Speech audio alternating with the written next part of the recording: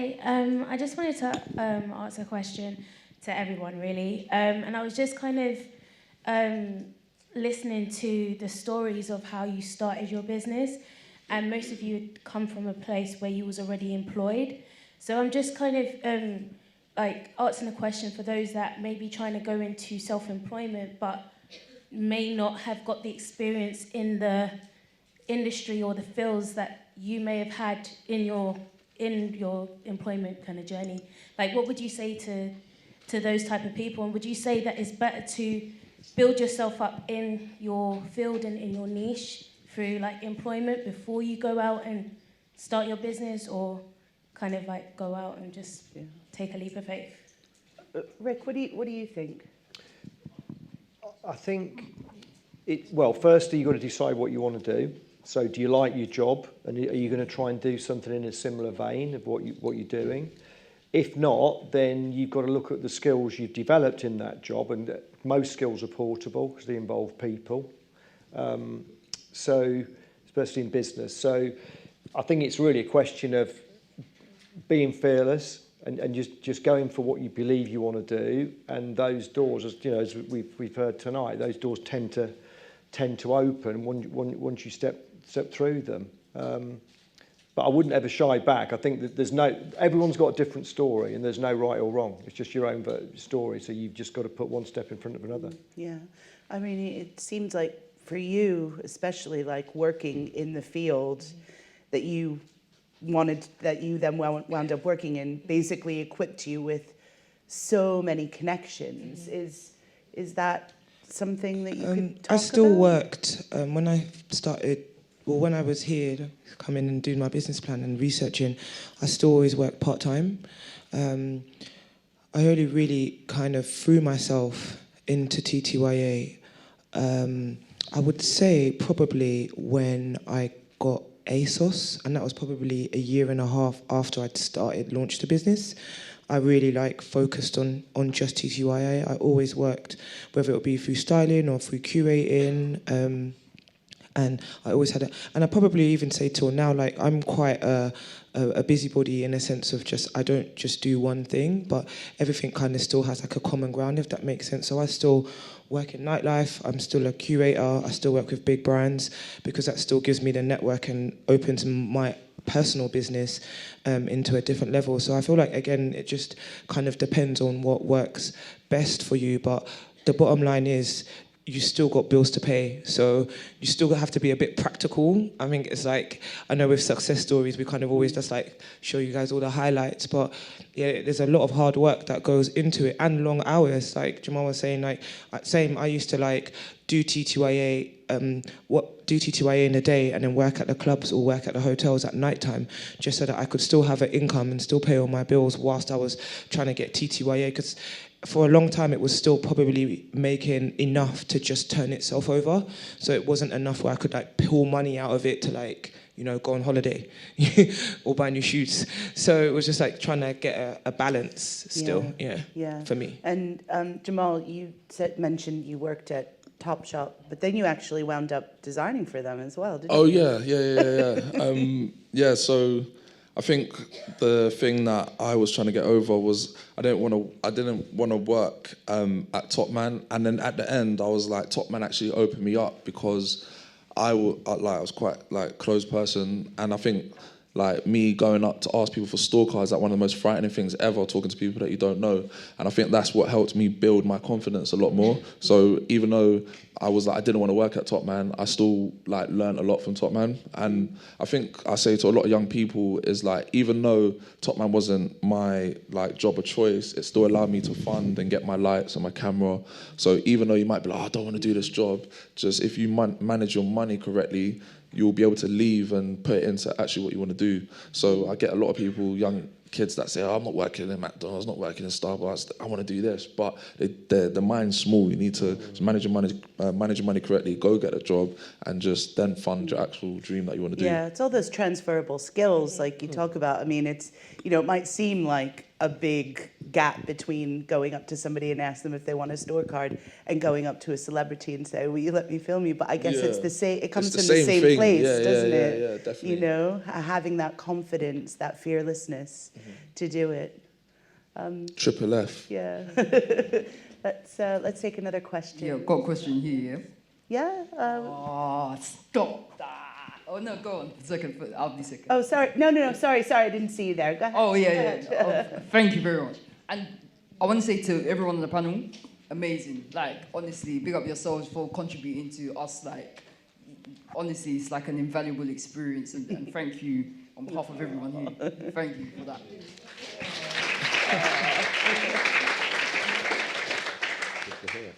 So my question is, it's half question, half just gratitude, really. I'm in the music industry, and I find it quite fitting that all of you are in creative industries as well, like in terms of the IP and the branding, the fashion, and then obviously music as well. And big up Jamal, what you did. I remember that video, the one you were talking about, Maverick Saber and Sheeran. Yeah, I remember I was in school when I watched that. So I just had to mention that quickly as well. But I'm actually an artist manager. I'm here with my artist Clone9 here. He's hiding. All you heard that here, Clone9 at Clone9. Anyway, sorry. And my question is, because all the things that you've mentioned is about collaboration and stuff. Like, I want to potentially like collaborate with all of you on the panel. So how would I go about doing that? And like, no, this is my question though. Like, how would I go about doing that? It comes back to that. You got balls. Yeah, like fearlessness and the thing there. You understand? There you go. He answered his own question. Yeah. So do you get lots of people coming up to you saying, like I just did, Jamal, I want to work with you? If you send me your music, so is your artist there? Yeah. If you send me, I'll give you my email and just send me over some music so I can have a listen, innit?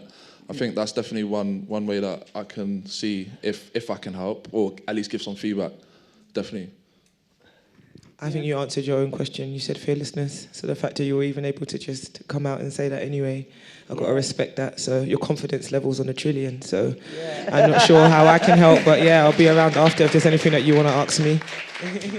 You like how everybody is taking your fearlessness. Well, I think someone once told me the silliest question is the one you don't ask. So you just ask the question. So well done. Brilliant.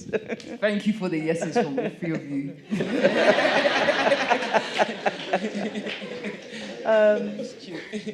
We had a gal here in a stripy top. Just there? In a stripy top. Hi, thank you again. It's been so inspiring. I just wanted to ask, as business owners, entrepreneurs, you'll walk to the end of the earth for your business and you'll work crazy hours and do the craziest things. But I wanted to ask, as a business owner myself, I quit my job 2 months ago and the fearlessness, I've gone for it, but I'm really struggling to find the balance between my personal life and my work. So I want to know, how do you prevent burnout and how do you look after yourself? Like, could you give any advice? Okay, who's got the magic answer to that one? Mine's exercise. I'm not going to lie. I did the same thing because I was working all days and working all nights. I got to a point where my body shut down. I got really sick. And again, if you're running your own business, it's your health should be your number one priority but you also, it makes you feel like you have to put provisions in place because your business needs to be able to function without you. What I learned was that I can't be everywhere and do everything. So going back to what Rick said, you need to be able to collaborate with the right people and be able to build your team and build your network so that if you do need to be like, hi guys, I need a month off or I need to take some time out, you are able to do that. But I think work-life balance is super important, and the way I've been able to do that is I love working out. I run a lot. I'm part of a running club.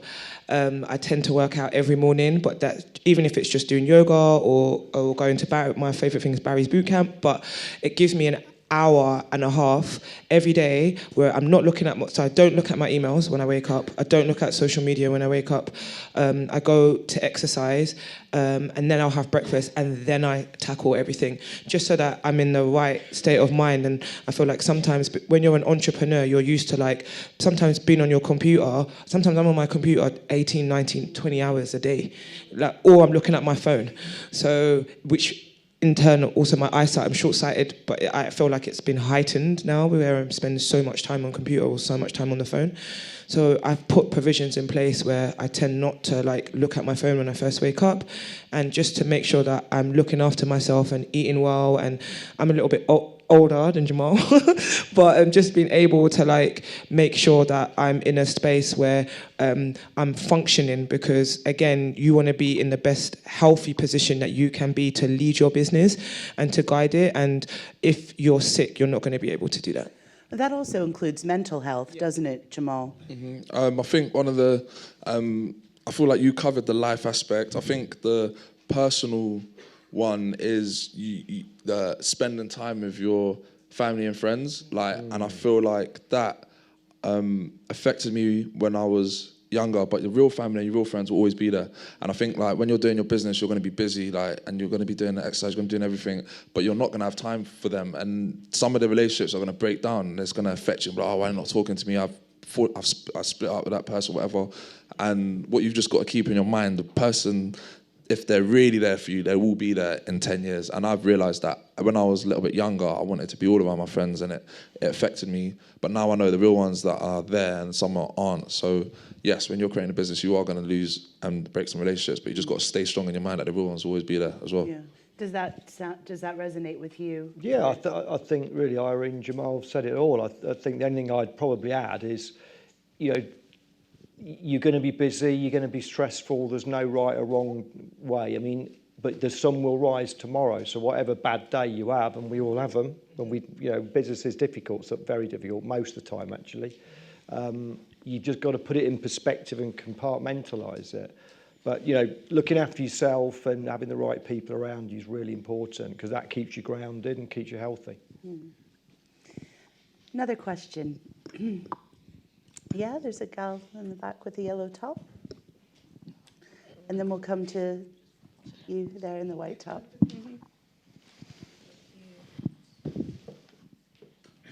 Thank you. This is a quick question I wanted to ask. Can everyone be entrepreneurs? I think it's something that I'm pondering over right now. I'm a writer. I would love to have my own publishing company, dream about it, sleep about everything. It's just on my mind constantly. I was also a young mum, so I had a kid at 16. I was a homeless young person. So now I'm an adult and I have a really good job, really well paid. It plays on my mind that, I'm in this visual place that looks like success to everyone, but I can't stop thinking about the fact that I want to write and I want to have a publishing company. But can everyone be an entrepreneur? Am I just dreaming? If it's on my mind, is it set for me? Was there another option for any of you? Was you always going to be who you are today? Or was there another path? I think 100%. There's a research. There was a study that said, are you born an entrepreneur, or are you native or nurture? And for example, my parents weren't entrepreneurs, but I've managed to go down the entrepreneur route, and there's other entrepreneurs, parents that I know, and their kids haven't gone down it. So there's no reason why you don't plan for the bigger future. So yeah, I don't think. What was your question? I was getting lost. No. You were answering, but could you? Everyone can be an entrepreneur. Sorry, I was going off. My mind was just off. But yeah, I think everyone. Sorry. Right. I think everyone. This is what I'm saying. My mind's going 100 miles an hour. I'm really trying to think. Do you know what I was trying to think of? I was trying to think of what you said you do that could apply to a publishing company, which lost my chain of thought. Sorry. But I think there's no reason. Just to add on to that, could you have been anyone other than who you are today? I could have been a manager of Top Man. But could you have been? Was that something that was optional for you? I think I would have, wherever I am, I would have worked my way up. Yeah. So, regardless if I started off as a runner or I was at BBC, I would have worked my way up. I started as a floor assistant. I was working at back of house. I then got to the floor. I think I got to the one before the floor manager at Top Man. And then that's when I realised I I was making enough money from YouTube to then leave. But if you're in a steady, stable income, I would try and save as much. Look at what, like, you might like have an addiction to sweets or something. A sweets over a year, that is a saving. Do you know what I'm saying? And like other little things that I've realised that I was divulging in, and then I was able to make savings, which then I was allowed to apply to SBTV. You just got to be really strict. Thank you. Thank you. Let's take a... Oh, sorry, did you want to answer? No? I just want to make sure we can get as many questions in as possible. Yes, this lady here in the white.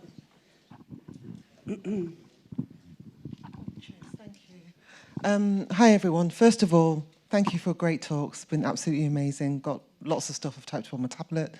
What I wanted to ask, because quite a few people have asked questions that I already was thinking of, how have you dealt with obstacles and challenges on your path to success? Because I'm sure it would be great if everything was plain sailing, but I'm sure there must have been times you got that no, or several doors slammed in your face, or it was, sorry, don't want to work with you, you're not kind of what I'm looking for. How did you find that impetus to keep that growth mindset and keep going? Yeah, that's interesting. Rick, I know that you alluded to that when you were, taking your T-shirts around and knocking on the doors of some of the bigger shops. Yeah. Look, I think you've got to have so from day one, you've got to have the desire, and you've got to be locked into what you're doing, the self-belief. And I think that's what carries you through. The challenges keep coming. So the bigger you go up that tree, the more problems you have to solve. So all you do when you grow a business and the more successful you are, you generally spend 90% of your time dealing with problems, which are generally people related, actually. Funny that, isn't it? But so the glamour and the fun element does get diminished, but of course you're so far into it then, you've got the skills and mindset to do it. But look, I have really bad days and things that, if someone nicks a customer off me, it gets you down, because you're human, right? You're emotional, but you've just got to keep going. And the sun will rise tomorrow, regardless. What about you, Irene? Do you want me to add in? You just sort of like dealing with challenges that come your way. I think for me, I never had a fashion background. I actually studied forensic science. I'm a forensic scientist. Oh my gosh. Matting in it, because my mum's Nigerian. She was not interested in fashion 1 ounce. I'm not gonna lie to you, yeah. Until my brand went into Selfridges, my mum thought I wasn't bluffing anymore. She really thought I was just out here bluffing in these streets. So, I think for me it was a personal. I can give you an example. One of my first shipments to ASOS got ruined by the rain. The forwarder had left it, well, they said that they had covered it, but in between it being getting from docking in Folkestone or whatever to the warehouse, somehow these boxes had been destroyed by water. So the forwarder didn't want to take in the responsibility, and ASOS obviously said it hadn't reached them yet, so they weren't responsible for the stock. So then the factory was saying to me that I was responsible for the stock because it had left the warehouse. So I basically ended up being like, I'm going to fight this because I think the factory had expected me to just kind of roll over because they knew I was a small brand and they knew maybe I didn't have the resources.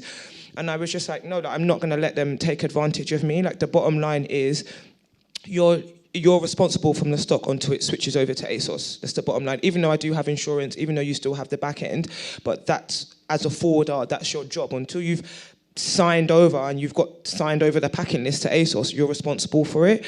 But in my head, I remember just sitting down thinking, oh my God, what am I going to do if I have to pay for all this stock? How am I going to get over this? What am I going to do? And I just thought I'm going to have to, like Rick said, you learn so much. And I feel like sometimes what they don't tell you is when things go wrong, it is for you to learn that lesson so that lesson will never happen again.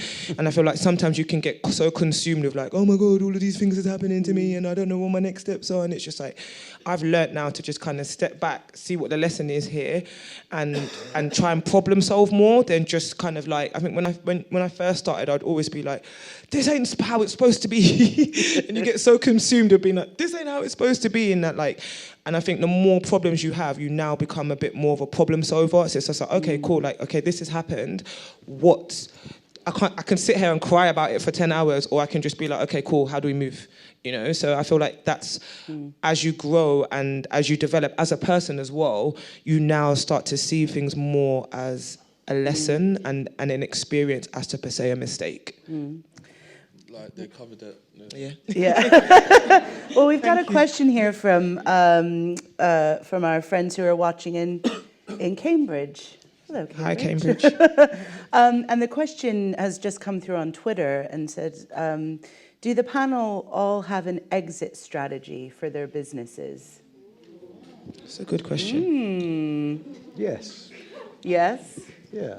Do you want to elaborate a little Well, bit? here's what happens in life is as you go through life, things change, and you change and you develop. So what was probably important to you 10 years ago is pretty much irrelevant sometimes today, but there's some core things that are important. And the big question probably, which I think will answer it, is, you know, what is your life purpose? What are you trying to do? What are you trying to achieve? And you can spend 90 hours doing something you love. I enjoy what I do, but I want to do other things with that time. So your business is a vehicle, it's not you. So you've got to, for me, I want to sell it and probably keep a hand in with it, but eventually, you know, trigger financial freedom. So that'll allow me to do other stuff, different for everybody else. Jamal, do you have an exit strategy? Are you still in it? Yeah, I'm still in it. To be honest, I haven't been doing as much content as I used to because I've been focusing on the community work. But next year, 2020 Vision, I'm coming back to do more content. And I think, like, I had to catch up with Darkest Beast, who is now the president of Island Records, and he said, like 20 years as a career, he's been in it for like 20 years, so I'm like 10 years in, so I'm like halfway in, so I still feel like I've got a lot more to give. But saying that, I'm like doing investment and I'm consolidating everything and putting it all together to scale it up to the next level. So yeah, one day I know the investors will want an exit strategy, but I haven't got a plan now. I'm just like the power of now, just living in it. Just enjoying it. Yeah. Yeah. What about you, Irene? I think mine's a bit of a tricky one because I'm at a point in my life where I think there's no party I haven't been to, there's no club I haven't entered, there's no function that I haven't enjoyed. What a fab place to be. And I'm probably at a point now where I'm thinking about next steps and wanting to start a family and I think for me it's interesting because I think with fashion in particularly, where this economy is going is going to play a big part of that, and everything's so uncertain at the moment. But also, like, it's interesting because I kind of have a love-hate relationship with fast fashion because I always feel like, oh, I wish I was like the 12-year-old girl that could go onto like Boohoo and get a sick dress for £12. But then the business in me is also just a bit like, but £12? Like, you're doing the maths backwards and you're like, I can't realistically like make clothes for £12. Like, I just can't do it. So you're now starting to think, okay, you have to realistically look at where the fashion market is going. Like, even Topshop are in problems. All the big brands are in financial crisis.